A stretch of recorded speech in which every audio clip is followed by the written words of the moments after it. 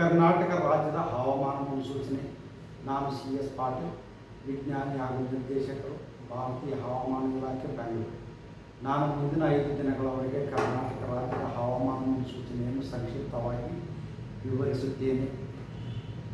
ಇಂದು ಕರ್ನಾಟಕ ರಾಜ್ಯಾದ್ಯಂತ ಒಣ ಹವೆ ಮುಂದುವರೆದಿದ್ದು, ಬೀದರ್ನಲ್ಲಿ ಕನಿಷ್ಠ ಉಷ್ಣಾಂಶ 7 ಡಿಗ್ರಿ ಸೆಂಟಿಗ್ರೇಡ್, ವಿಜಯಪುರನಲ್ಲಿ 8 ಡಿಗ್ರಿ ಸೆಂಟಿಗ್ರೇಡ್ ಹಾಗೂ ಬಾಗಲಕೋಟೆಯಲ್ಲಿ ಕನಿಷ್ಠ ಉಷ್ಣಾಂಶ 12 ಡಿಗ್ರಿ ಸೆಂಟಿಗ್ರೇಡ್ ದಾಖಲಾಗಿದೆ.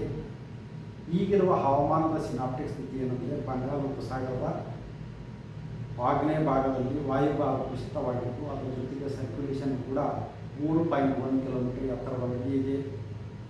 ಇದರ ಹಿನ್ನೆಲೆಯಲ್ಲಿ ಡಿಸೆಂಬರ್ 19, 20 ಹಾಗೂ 21ರಂದು ಕರ್ನಾಟಕದ ದಕ್ಷಿಣ ಒಳನಾಡು ಹಾಗೂ ಕರಾವಳಿ ಜಿಲ್ಲೆಗಳಲ್ಲಿ ಹಗುರದಿಂದ ಸಾಧಾರಣವಾಗಿ ಮಳೆಯಾಗುವ ಹೆಚ್ಚಿನ ಸಾಧ್ಯತೆ ಇದೆ.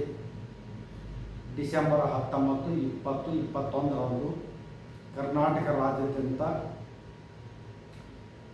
ರಾತ್ರಿ ವೇಳೆಯಲ್ಲಿ ಹಾಗೂ ಕನಿಷ್ಠ ಉಷ್ಣಾಂಶ ಏರಿಕೆಯಾಗುವ ಹೆಚ್ಚಿನ ಸಾಧ್ಯತೆ ಇದೆ. ಡಿಸೆಂಬರ್ 16, 17 ಹಾಗೂ 18ರಂದು ಕರ್ನಾಟಕ ರಾಜ್ಯಾದ್ಯಂತ ಒಣ ಹವೆ ಮುಂದುವರಿಯುವ ಹೆಚ್ಚಿನ ಸಾಧ್ಯತೆ ಇದೆ. ಬೀದರ್, ಕಲಬುರಗಿ, ಯಾದಗಿರಿ, ವಿಜಯಪುರ ಜಿಲ್ಲೆಗಳ ಕೆಲವು ಕಡೆ ಶೀತದ ಅಲೆಗಳು, ಶೀತದ ಗಾಳಿಗಳು ಮುಂದಿನ 2 ದಿನಗಳವರೆಗೆ ಬೀಸುವ ಹೆಚ್ಚಿನ ಸಾಧ್ಯತೆ ಇದೆ. ಬೆಂಗಳೂರಿನಲ್ಲಿ ಮುಂದಿನ 2 ದಿನಗಳವರೆಗೆ ಒಣ ಹವೆ ಮುಂದುವರಿಯುವ ಹೆಚ್ಚಿನ ಸಾಧ್ಯತೆ ಇದ್ದು, ಕನಿಷ್ಠ ಉಷ್ಣಾಂಶ ಸುಮಾರು 15 ಡಿಗ್ರಿ ಸೆಂಟಿಗ್ರೇಡ್ ಹಾಗೂ ಗರಿಷ್ಠ ಉಷ್ಣಾಂಶ ಸುಮಾರು 27 ಡಿಗ್ರಿ ಸೆಂಟಿಗ್ರೇಡ್ ಇರುವ ಹೆಚ್ಚಿನ ಸಾಧ್ಯತೆ ಇದೆ.